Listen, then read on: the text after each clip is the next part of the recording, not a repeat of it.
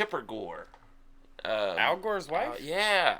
So she had bought her daughter an album. It happened to be Purple Rain by Prince. Of course. And so she thought, Prince, a decent pop artist, the daughter can listen to that, right? I mean, he's tearing up the charts at the time. So she walks by her room. I believe she was in her room or whatever. She walks by her room and hears Darling Nikki playing on the radio. And she's like, oh my God, this song is so vulgar. Hey, blast off, I can talk my ass off. Hey, Smokey, what you seen, and I'll tell you what I saw. Hollywood, what you think, and I'll tell you what I thought. And we can talk about it all when we hear on Trash Talk. Hey. What's going on, everybody? We're back with another episode of the Trash Talkers podcast. We made it. We made it. Yeah, we did. How art thou? Oh, I'm good. How are you? I'm good.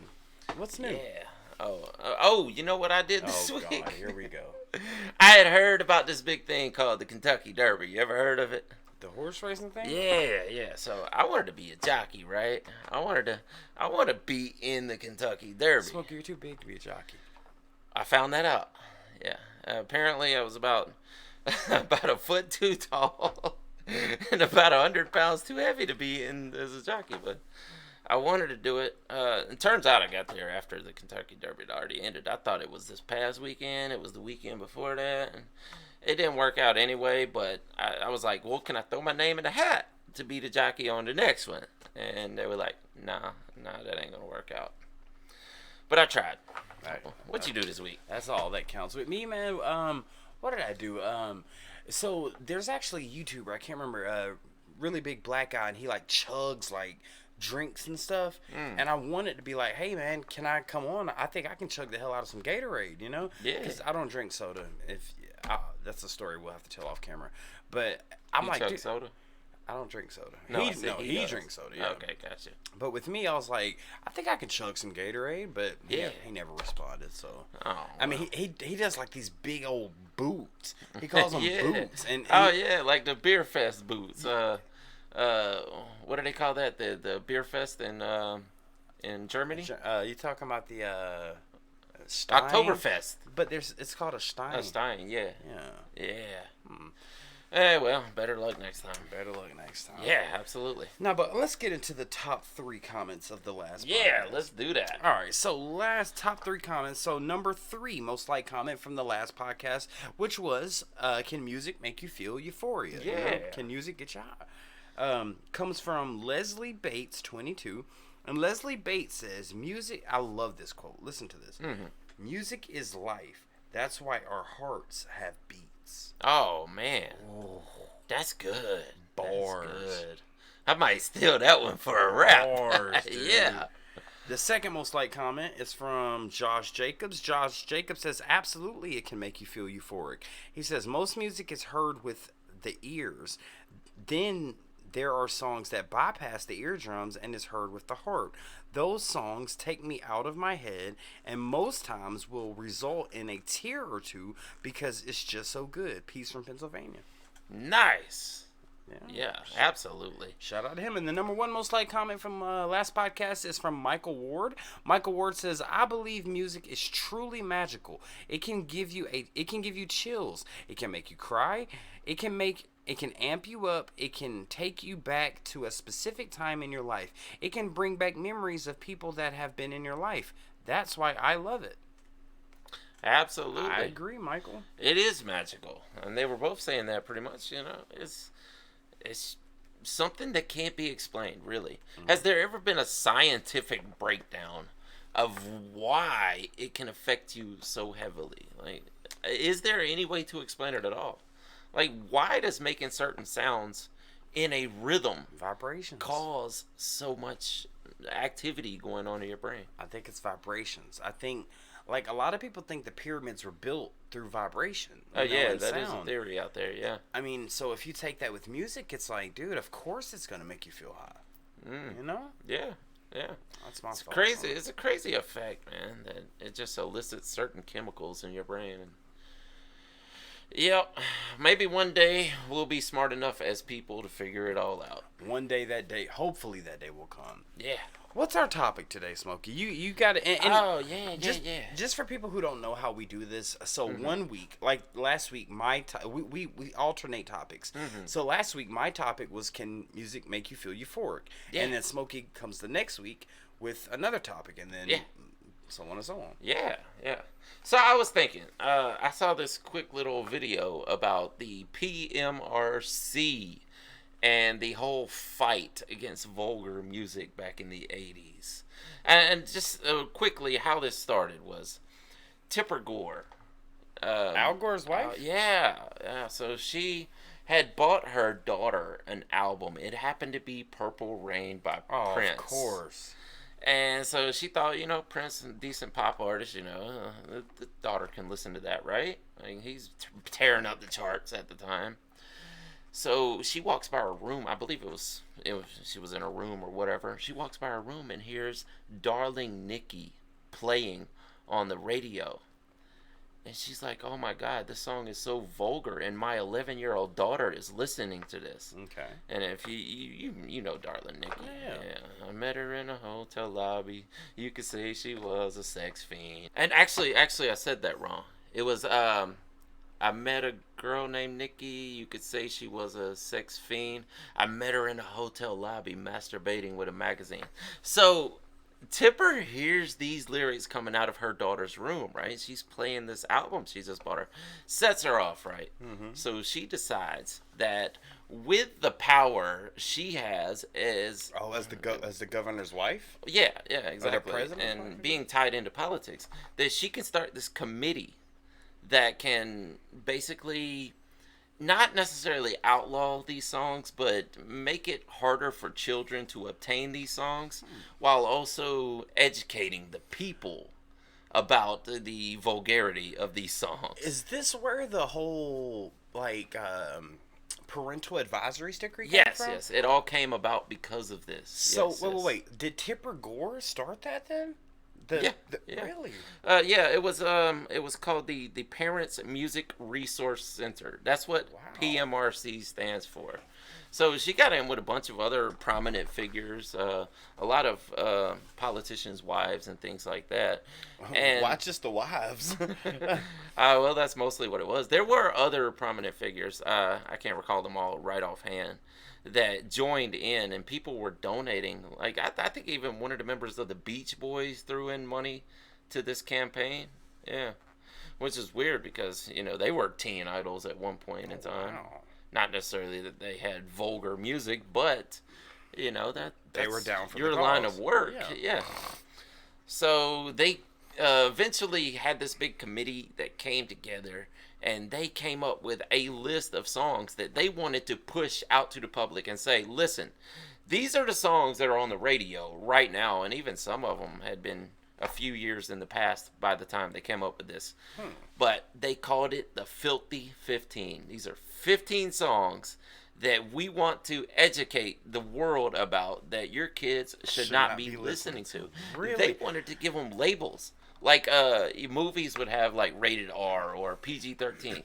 They wanted to come up with different labels for music, that would it would be like have an S on it, like this song is about sex, or this song is about the occult.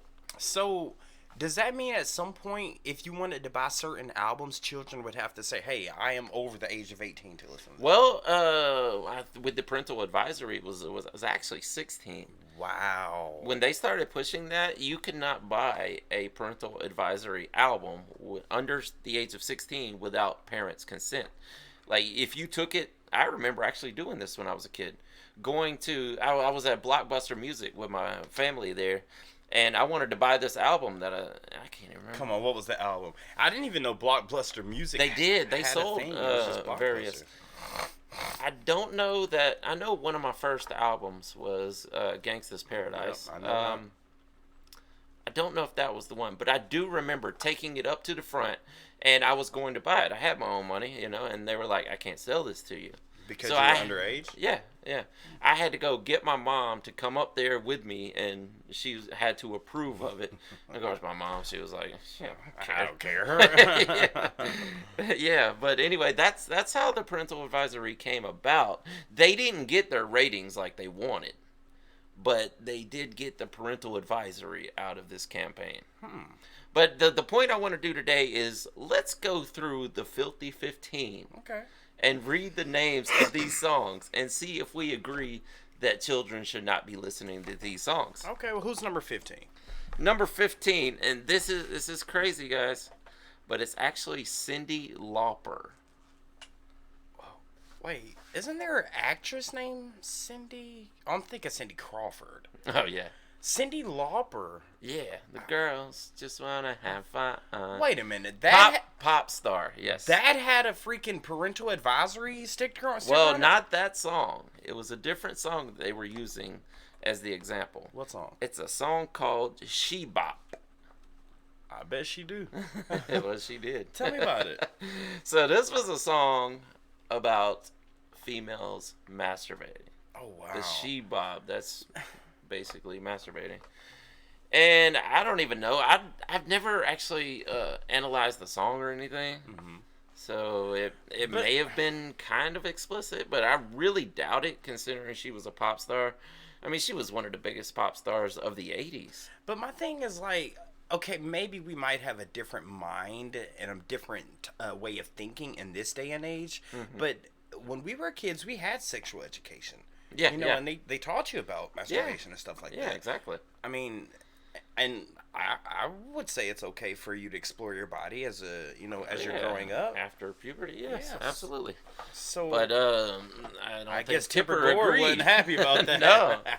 No, she did not like having any sexual suggestions going out to the children. No, you don't need to listen to no Two Live Crew or Pop that's it, pop that's it, baby. Yeah. You don't want to hear Doodoo Brown. You don't want to hear that, Tipper. Yeah, exactly. And there is a running theme that we can point out in this list, and it happens to be Prince. Okay. Well, Prince wrote like half of these songs. Did he write this one? I don't know if he wrote She Bop. I wouldn't doubt it, though, to tell you the truth. I mean, Prince wrote every song in the 80s. Exactly. But I know this list here doesn't give exactly who wrote each one, but he wrote at least 3 to 4 songs on this list. So now, Smokey actually sent me this list, and number 14 on this list is by Venom. I should have worn my Venom shirt. Venom! But I got my Ween shirt on today. Yeah. And the song by Venom that was a part of the PMRC, Filthy 15, is a song called Possessed. And the reason is because it associated itself with the occult. The occult. That's a touchy one, though, right? Like, okay, you can say we don't want to put underage, or we don't want to subjugate underage kids to sexual activities at too young of an age because they can cause psychological effects into the future when they are exposed to sexual situations. But the occult. Yeah. This deals with religion. Exactly. That's what I'm saying. Like, who are you to tell me my religion is better than your religion? Mm-hmm. Who are you to tell me that your religion is better than my religion? What if I believe this and you don't? You know? This was during the Satanic Panic. Yeah, but again, we have to look at it from today's standpoint. Like, today we're so open-minded. Oh, nowadays it would never happen. Well, for one... No, I disagree. What do you mean? I think that we're kind of more open-minded. Think about it. Like, okay, the She Bop song by Cyndi Lauper, you know? Yeah. Okay, there are people out there that are literally sexually transitioning their children that are girls to boys at under the age of 15, you know? Yes. I mean, some people agree with it, some people don't. If you do, it's your life. Live it how you want to. But we're more open-minded now. So we're like, hey, go ahead. But back then, when we were kids, we're like, no, you're either boy or a girl. Mm-hmm. So now if you take religion into the standpoint with Venom, they're like, you know, nowadays, like, we don't care what you believe in. Yeah. But back, you're right. That's what I'm saying. They would never, I don't think they would ever take it this far to have a public committee that's trying to basically outlaw these things or at least limit them to certain underagers, you know? Yeah.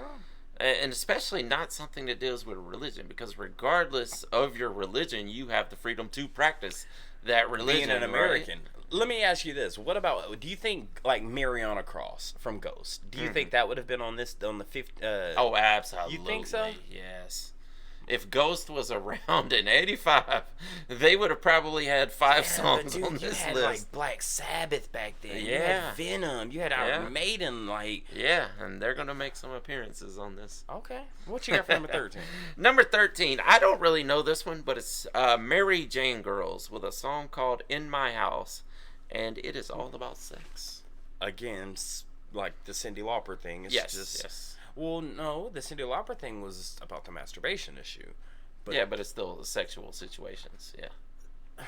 I wish I knew this song, Mary Jane Girls. See, I don't have children, so speaking to you as a father who has children, when is an appropriate time to talk to your kids about sexual things? Like when it comes to like, hey, this is what you do, this is how you do it, this is what a condom is. What is I feel like every parent has their own time when they feel ready, but it's usually right when they start puberty or right before it. Like, you really need to time it out perfect, because right. the kid's too young. If you start start exposing them to sexual situations too young, it absolutely has a psychological effect on them later in life. Right. And as a parent, you want to do everything you can not to hinder them later in life, by showing them something too early, or even talking about it too early. Okay, well then what age is it okay for you to put, like, what's the name of this? The Mary Jane Girls? Yeah, Mary Jane Girls. And they said the name of the song is called In My House. In My House. Yeah. And this is about sex. Okay. So then when is it appropriate to say, hey, okay, I'm going to put my child into sexual education? Like, we had sex ed in like the it starts 6th around grade. 5th grade, 6th grade, yeah. I mean, so... Well, that's about the right time. That's about kids. About the time kids start puberty, yeah. Right. Yeah. I don't know. Going on down the list, though, we got another... for some reason, I'm getting all the black medals. We got a band that I mentioned called Black Sabbath. Absolutely. And the song that was a part of the Filthy 15 with the PMRC is Trashed. Now, you know what why they were in such an uproar of this? I see it. Drug and alcohol usage. Yes. The first thing, if you would have thought Black Sabbath was on this list, wouldn't you think Occult? Occult. Yes. Yes. But this is not one of the Occult songs, and this was after Ozzy had left. Dude, what if Black Sabbath was like the most straight edge band and they just portrayed... Well, that has happened in music. I think Ghost might be one of those bands, actually. I would not doubt that, as a matter of fact. I don't know for sure, but I would not doubt that. Me neither. Some of the most hardcore bands are actually straight edge. Yeah. Number 11, a band called, we've covered them, Merciful Fate. Okay, we do know Merciful Fate. I don't think we've done Into the Coven, have we? I think we have. Have we done Into the Coven? I will check. Yeah, definitely. Why was that on the list? Because it deals with the occult. The occult. How did I know you were going to say that? I feel like we did Into the Coven. Huh. Looking through this list, most of them are sex, and the next most popular would be the occult. Wait, what was the name of the band? Merciful Fate, Into the Coven. Merciful? Mercyful. Merciful Fate. Yeah, and we've absolutely covered them, but no, I didn't think we've covered. So you said this song, they were kind of iffy about it because it was the occult. Is that why? Well, I don't know about being iffy about it, but it's because of the occult. Yeah. So actually, we haven't done that song, but we have done a song by Merciful Fate. And you know what the name of that song is? What was it? Satan's Fall. Well, so there you go. Absolutely. They could have thrown that song on here. 100%. Moving on down the list at number 10, we got, as soon as my phone stops acting up here, I don't know what just happened. It's another song we haven't covered, I'll tell you that. Okay, so, all right, number 10. Oh, it's by Def Leppard. Yep. Def Leppard seems like one of those wholesome bands. It's just like... hey, they were part of the metal, glam metal era. Regardless of how glam metal they were, I think they did participate in glam metal at one point in time. But the ones we've covered, they didn't seem so outlandishly, pink tights and all that kind of stuff. But I mean, I'll say also on this particular song, the reason that they were upset or didn't want it reached out to the children was because of drug and alcohol usage. And the name of the song is actually called High and Dry. Yeah, that sounds like it's about coming off of alcohol, right? High and dry.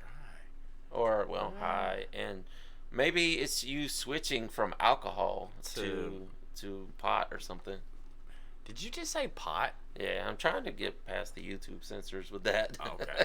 I think it's, if we can say masturbation and sex, I think we're okay with saying marijuana. weed or marijuana. I think we can say that. Yeah. But, I mean, thinking about this list, though, isn't that rock and roll in general? I mean, yes, sex, drugs, and rock and roll. Rock and roll, if I'm not mistaken, the term rock and roll came about because it's music to have sex to. What? That's R&B. They condemned Elvis. Oh, yeah, nowadays it is. But the original rock and roll was basically, they gave it the up tempo. It was music to have. I mean, that rock and roll was a slang for having sex during those days. Hey, baby, you want to go rock and roll? Yeah, exactly. Ooh. I mean, but if you look, you take bringing Elvis into it, he was also on stage gyrating his hips. Exactly, and that's why the preachers of the time wanted. They called it devil music. Like, listen, they called to Elvis. Delvis. They called Elvis devil music. Yes. Delvis music. Did I say Delvis? Delvis Presley. Devil Presley. Delvis wiggling the pelvis. Yes, Delvis the wiggle pelvis Presley. Absolutely. Jesus. And he probably ain't even on this list. We were talking about Def Leppard. No, well, because this was in '85, so they were trying to pick current songs that were out on the radio. Number 9, we have covered Wasp. One song. That's the name of the song? No, that's the band, Wasp. W-A-S-P. Remember when we covered them? We were trying to figure out what the acronym was? Yeah. Yeah. The song... What they say? The song is called Animal. Yeah, they did give us what exactly Wasp I do remember stood that. for. Yeah. But why Animal? What was it? Let me guess sex. Sex. Yes, absolutely. Of course. The subtitle is F like a beast. Hey, man. Look now. I don't think they were beating around the bush with that one. They were just beating the bush with it. It actually said F? Yes, it's called Animal, but in parenthetically it says F like a beast. Wow. Bro, that's after a night of drinking, partying, you just finna go at it, just get it in, Like man. I said, they weren't beating around the bush. They were just beating the bush. Now, number 8, I'm actually not surprised about this one. No, not at all. Madonna. She was very controversial. Yeah. In the 80s. Purposefully. Yes, and she did it, and if you ask me, it was almost, she used it as a caricature for herself. Yeah. It's almost, she was like, hey, yes, my name's Madonna. I'm Madonna, but then you got these songs like a virgin, and if you... I didn't know we couldn't talk about sex. What was that thinking? Yeah, that's what I'm saying. I think she did that as a selling point where she's like, hey, yes, I seem like the wholesome, pretty girl that everyone wants to be with, but listen to my music, and I'm really... She's hardcore deep down inside. Yeah, but no doubt about it. The name of the song that they were trying to outlaw or were, giving that parental advisor sticker to was a song about sex, and it was called Dress You Up. I don't know this song, and I'm actually a Madonna fan. I wouldn't doubt that Prince wrote that. Prince probably wrote every song we just went off. Yes, he even Prince wrote for Wasp and Black Sabbath. Yes, I guarantee wrote for Merciful Fate. Yes, I guarantee you Prince had something to do with all these bands. Yeah. Number 7. We have not covered Twisted Sister, have we? We have not. Wait, don't tell me. Lead singer, goddamn. Oh, yeah, I know the lead singer of this one. Well, just tell me what his name start with. A D. Second letter. E. Third letter. E. D. His first name only has 3 letters. Oh, D. Snyder. Yes. Okay. Yes. Film producer also. Yeah. Strangeland. You remember that? Yes. Yeah. Yes. Very talented guy from what I heard. Oh, absolutely. Giant dude too, man. Huge. Yeah. He'd be all big and buff and then wearing makeup and lipstick and will beat the brakes off you. Yeah, he was a giant dude. The song is You know this song. What is We're not gonna take it. What's No, we ain't gonna take it. We ain't gonna take it anymore. Yeah. What's that about? Well, it's about violence. Come on, man. It's Okay, about all Dee right. Snider wanting to beat people up. Okay, so what is acceptable? What is acceptable to make? We can't talk about sex. We can't talk about drugs. We can't talk about alcohol. We can't Yeah, because if you think about it, even if they're like, okay, well, do love songs, but you're going to interpret that love song as a sex song. Exactly. Yeah. So what's appropriate? What you want to make songs about flowers and goats? I bet they wanted you to just make Christian songs. Man, not in the 80s. And I'm a 90s baby, but doing Rappers React here and listen to some of the songs that we've heard from the 80s, there's some bands that were just like, look, bruh, we going all out. We doing it all, man. Yep. That's crazy, man. It's going on to number 6. AC/DC's on here, man. AC/DC. Yes, and another one that they were outraged about because of sex, and the name of song is Let Me Put My Love Into You. I can understand this one, though. Yeah, absolutely. This sounds a lot like Led Zeppelin's I Got a Whole Lot of Love. Yeah. Because they would use love as a metaphor for the... Exactly. Yeah. You know, damn, AC/DC had a lot, like Whole Lot of Rosie. Oh, yeah. Yeah, they were very big balls. A lot of sexually suggestive songs. Yeah, I mean, but again, they say sex, violence, and drugs, and sex, violence, drugs, and controversy sell. Mm-hmm. So if that's what you're going to do, if you want to be profitable, some people aren't going to like it, but sometimes you got to ride the edge and just go for it. You know what I'm talking about? Yeah, there you go. And like we would say when we were making hip hop music, I still do, but back in the day, there would be people that were outraged around town. Because they're like, why are my kids listening to this? To y'all's. Yeah. That's when we were on our horrorcore tip. But I would say it wasn't made for your kids. Yeah. This is made for adults to listen to. It's not made for your kid. If your kid gets a hold of it, then you've probably done something wrong. Yeah, you didn't control them from not getting a hold of it. Exactly. And then at the same time, you also have to say, like, we could bring in where does it become art? Like, it's exactly. just art. Yeah, think about it. You can get away with a lot of things in the name of art that would be considered pornographic. Bruh, you just took the word out of my mouth. Yeah. You just took, I mean, is porn art? To some people. I mean, I've seen some things where... Very artistic ways of doing things. You ever heard of the helicopter? I mean... That's art to me. Number 5 on this list for some reason does not have a song. So I guess they were just saying the entire work of Motley Crue. Wow, just the entire... Do you see a song? Yeah, I see it. Do you have a song on yours? No, I don't. It's just this. It just says Motley Crue. Just says Motley Crue. They were like, take any of them. Pick one. Pick one. Look, find a city. Girls. Yeah. Pick one and guarantee. And it doesn't even tell if it's sex or drugs or violence. But we can probably say it was. It was probably sex. Probably sex. Yeah, Yeah. absolutely. Number 4 is a band that we've never touched. I don't think. No. Vanity. No, I don't even know what genre this is. Oh wow. So we gotta remember though, that, bro, this was the '80s. So this one again was a sex song that parents didn't want their children to hear, and it's called "Strap On, Robbie Baby." Now, was a strap on a thing back in that day? Oh, I'm sure it was. A strap on, you think? Like back in that days? Maybe he was into the old.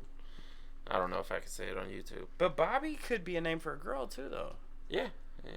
Strap on, Bobby Baby. Yeah. I even just say. Or maybe that was the name for his toy, or he or she, whoever this is. Bobby Baby, strap on. Strap on that Bobby Baby. Strap on, strap off. The strapper. The strapper. I knew that was coming, dude. I knew it. All right, number 3 on this list is Judas Priest with "Eat Me Alive." Let me guess, 6. Oh, absolutely. Yeah. It's Judas Priest. I mean, they pushed the envelope. Yeah, absolutely. They pushed Rob the envelope. Halford pushed the envelope. That sure. dude definitely pushed the envelope. Yeah. And it's called "Eat Me Alive," which I mean, we don't need to go into. No, that's self-explanatory there. Eat me. Yep. Alive. Alive. Yeah. Number 2 on this is someone I've never heard of. Really? Sheena Easton? This is absolutely a Prince written song. Yeah. Absolutely. I know this for a fact. Sheena Easton was a pop star. I want to say she was an actor also in the 80s. But yes, the song is called... Oh, you No, go ahead. What's the name of it? Sugar Walls. Oh, them. Oh, but them.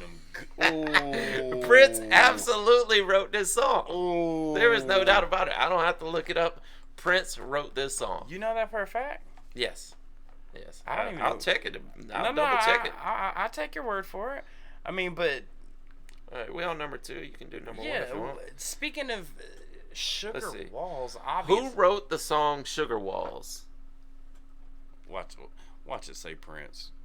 Yep, he's right. Prince. I knew it. Speaking of Prince, you know who the number 1 on the Filthy 15 is? Well, the guy who basically is the reason for this list. It's Prince, and I was curious when you brought this up early. It's about sex and masturbation. It's Darling Nikki. That was their number That's what 1 kicked it target off. right there. Wow. Prince was the target of this list. This was a hit piece for Prince. Like, apparently Tipper Gore had some problem after buying that album for her daughter. She had a problem with Prince. And she was sure she wanted to make sure that Prince's albums was not going to make their way into the hands of children. Meanwhile, that album was one of the biggest album sales of all Absolutely. time. And also, I'm curious is how old was her daughter? 11. Damn it, I was listening to Prince at Now, 11. okay, so let's play devil's advocate.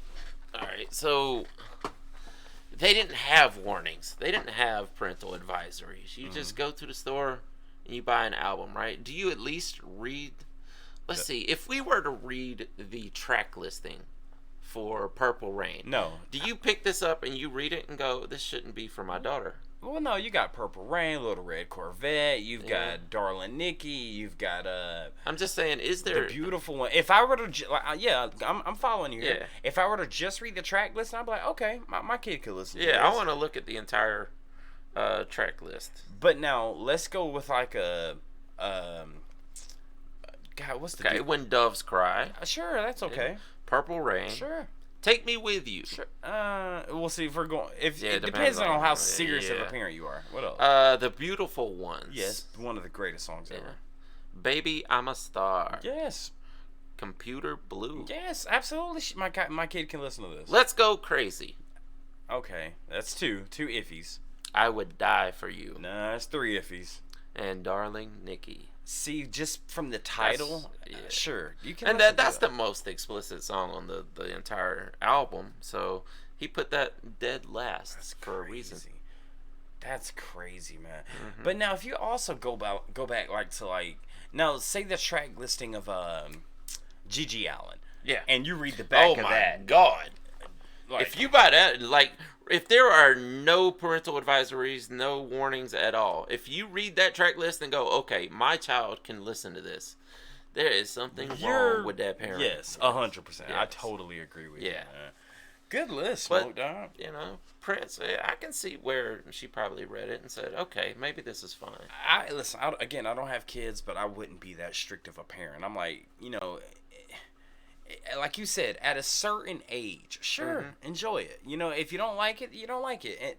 Because ultimately, I think music can develop you as a person. Yeah. I mean, like you had, like when we were growing up, you had the goths, you had, the rednecks, then you had the, and all of them listened to music that strict parents would not have allowed. But it formed them into who they are as people. You know what I mean? Absolutely. I mean, I know I went in tears, like, with my kids, because at a certain age, the only music they're going to experience is what you expose them to, right? Smokey, With and their they're playing parents. freaking ICP and Twisted and... No, like, when they're young, I did, like... He was not playing Baby Shark. No, I'm saying I would play, like, the edited versions of songs at a certain age. I mean, but they can put 2 and 2 together. Yeah, I'm going to come in your house and eventually. I'm going to cut off your... And then I mean, like, I didn't play those songs. God. You'd play like the radio songs, and if it happens to be something with a few bad words, you play the edited version. But then it got older, and I'd let them explore the music for themselves. And once they're past puberty, then I basically just let them have free reign. Like, okay, you guys, that's what you're into. That's what you're into. I mean, like, if I found like a song, like if they were listening to Gigi Allen, I would make sure to tell them, like, this is not cool. Like, yeah, but then again, he it's talks art, about is though. not cool. I would have to explain, hey, that what he's saying is just satirical. Yes, exactly. I mean, that's what you would say, right? Yeah. So, but at the same time, I make sure to let them know, like, okay, those guys are talking about really serious situations. You should never be doing that in real life. I'm trying to think, like, don't go pulling drive-bys on your neighbors. Well, you could say that about like old, like 80s gangster rap or 90s gangster rap. Like, I think I'm surprised there were no rap on this list. But it was 85. Like, I guess a lot of the rap that hit the radio during those days was clean. Yeah, like Ghetto It Boys. it was before Two Live Crew. Boys, LL Cool J. I mean, they were formed by then. KRS-One, stuff like that. Yeah, I don't know, man. It's hard for me to speak on this because I don't have children.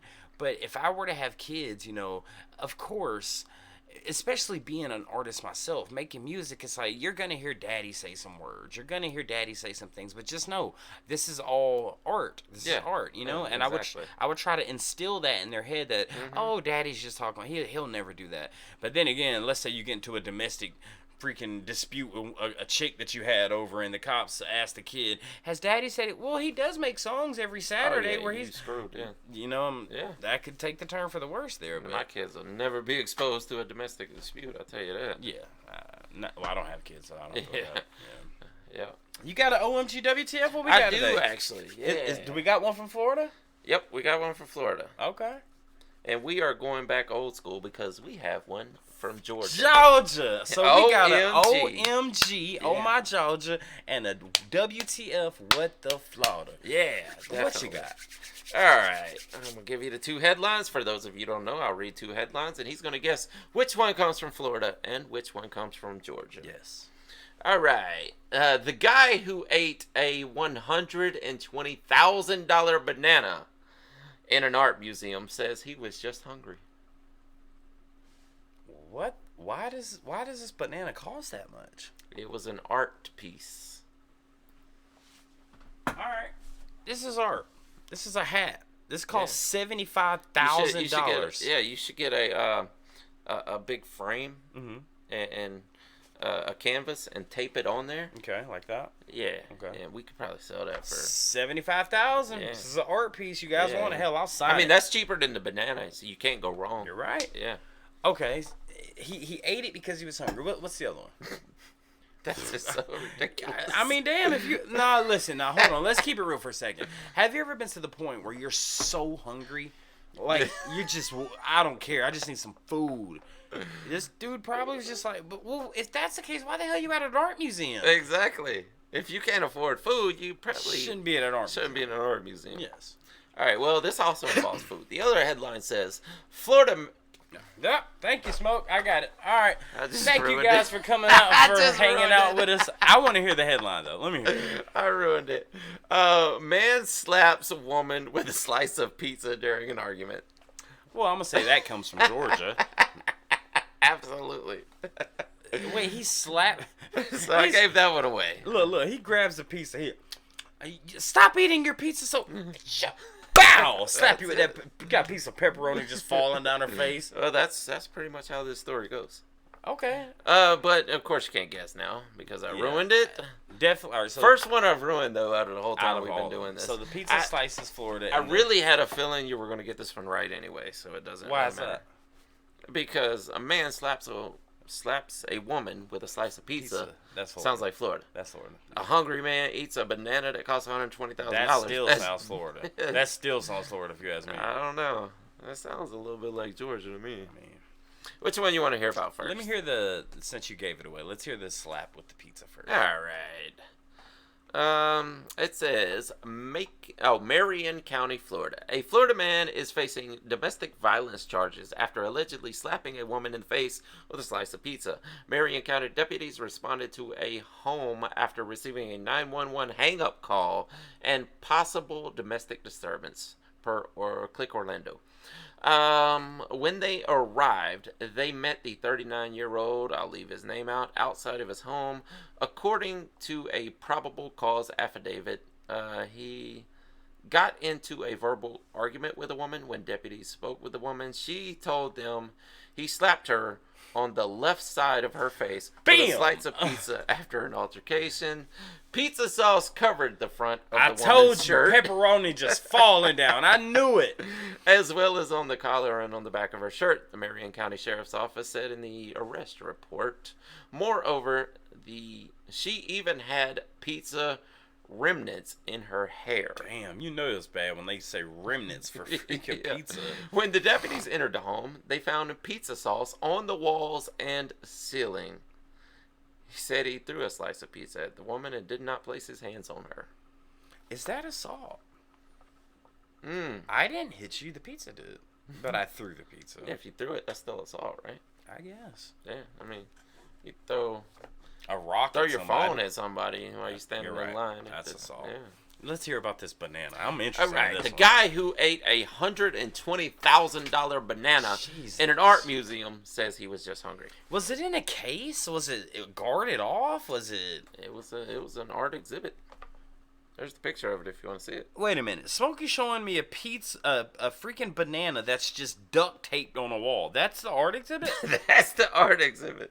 And somehow that banana duct taped to the wall is worth $120,000. Now that's the most ridiculous part of the story. Regardless if somebody ate it. A banana. Somebody is willing to pay $120,000 for a banana duct taped to the wall. I know inflation's crazy right now, but if it gets to the point where bananas are costing that much, I mean, you go to certain places, once they start getting a little brown, they'll give them to you. They'll give them to, yeah. You should just start taping them to the walls. It's an art piece. Yeah. Again, that's art. It's the installations by institutions. Installations by Italian artist Maurizio Catalan are famously provocative, but his signature work, a banana taped to a wall. That's what he called it too. That's what. That's the name of the art piece. Okay, banana taped to the wall. Okay. Fell prey to a basic impulse, the hunger it provoked in. Oh wait. Okay, so this was a South Korean college student. I looked this up, and it said it came from Georgia. Huh. But this was an Italian artist, and it was a South Korean college student. The art in question, comedian, is a frequently replaced duct tape. Oh, so, okay. I don't know why that says comedian. You see what that says right there? Yeah. The art in question, comedian. Is a frequently replaced duct tape banana that is meant to invoke everything from Charlie Chaplin's slapstick comedy to the fruit status as an emblem of global trade. It spoke to, I'm going to leave his name out, in simpler terms, reminding him that he had skipped breakfast that morning, so his visit to the... You know what? Smokey, what you got going on here today? It doesn't seem like this comes from Georgia, but I swear I looked this up and it said Georgia. Okay. But anyway, he went to the art museum, stretched past noon late last week. He seized the yellow fruit and ate it, ignoring the alarm cry of a museum staffer. It took around 1 minute to yank the banana and eat it. When he was done, he reattached the peel to its spot on the that's wall. Gangster. That's gangster. He told, what does it say? He told the museum that he ate the art because he was hungry. According to, dude, this got to come from Korea. Which aired a video of his actions that was recorded by his friend. There's no way that's from Georgia, though. Nah, bro. And I do apologize because I looked it up and it said Georgia. You know what's crazy? You was like, I don't know, dude. This sounds like something that would happen in Georgia. But no, I mean, I did look it up and maybe it was a Georgia broadcasting news outlet or something that was reporting Possibly on it. Georgia was the one that produced the story, maybe. Maybe, yeah. But anyway, the man ate a $120,000 banana. Now, is the problem that the man ate a $120,000 piece of art? Or is it that a banana taped to the wall is worth $120,000? I don't know. I think when they said the comedian and slapstick, you know, I think that might have been the. Again, we have to ask the question: what determines what art is? Yeah, and he said it was a comedic piece. But why is it worth $126,000? That's the funny part. Like, this banana taped to a wall, people Dude, will pay $120,000 for. I would not be surprised if it was almost a provoking thing. You want this banana. All you gotta do is just peel it off. You think maybe he said it there for that reason, just to see Possibly. who's gonna eat it? Like, there have been things like that in the past where there have been paintings and like the person will buy the painting for like $2.3 million and they shred it. Have you seen that? Oh yeah, Yeah, it's crazy. It's a People thing. are like, but some people are like, material possessions mean nothing to me, so they do that as a display. Yeah, like why does this materialistic thing mean Yeah. so much monetary, or have so much monetary value to you? Yeah, I don't know. absolutely.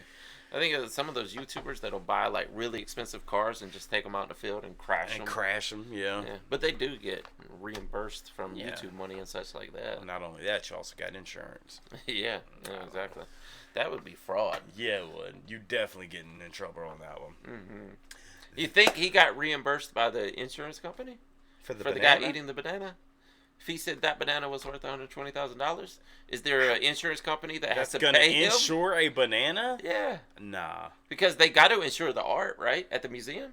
Yeah, but again, we have to go back to what constitute what art is. Yeah. No one's gonna say, "Hey, I got this banana, right? And I'm gonna slap it to a wall, and it's worth 126." There's no insurance company out there that's gonna be like, "You know what? You're right. We're gonna insure this for 100. If anything happens, we're gonna give you your money back." That's the question. I don't say that. And trash. I talkers- wouldn't. If I was the insurance company, I'd be like, nah, you're on your own, bro. Imagine it's Hollywood and Smokes Insurance, and they come into our store.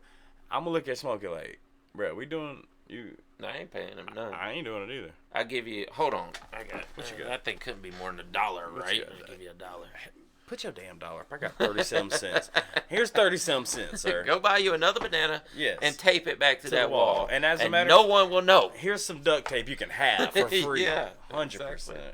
Man, this was a fun one here, Smoke. Yeah, This was a good one. Yeah, guys, let us know if y'all have any songs that you would not let your children listen to, Yeah. like in the 90s, the 2000s, the 80s, hell, the 70s. Yeah. Are there, if there are any parents out there right now, are there songs that you just would not let your kids listen to? And at what age is it appropriate for you to let them listen to those songs? Yeah, and what song did your parents not let you listen to as a child?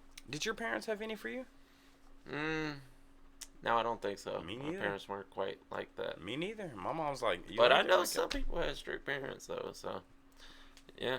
I mean, like I said, my mom was like, yeah, go ahead and buy that album. I don't care. I don't care that there's burning upside down crosses on the front. Sure, enjoy it. 100%. But yeah, so the Trash Talkers, please answer that question. And guys, leave some comments down below, and if your comment gets the most likes, it will be read on next week's podcast. Sorry.